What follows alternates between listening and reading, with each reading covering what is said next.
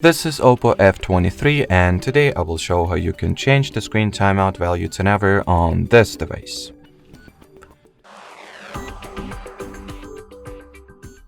So the highest we can go by the default or using the default system settings is 30 minutes.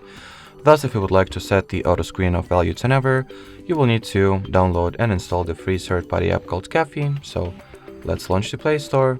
Find the app in question, so here it is, and quickly install it.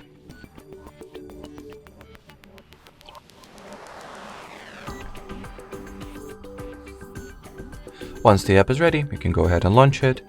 In the app itself, make sure that the timeout option is set at sits at the infinite value, and the infinite value is selected.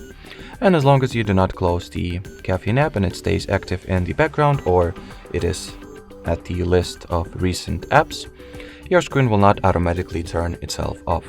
So that will be it. Thanks for watching and bye bye.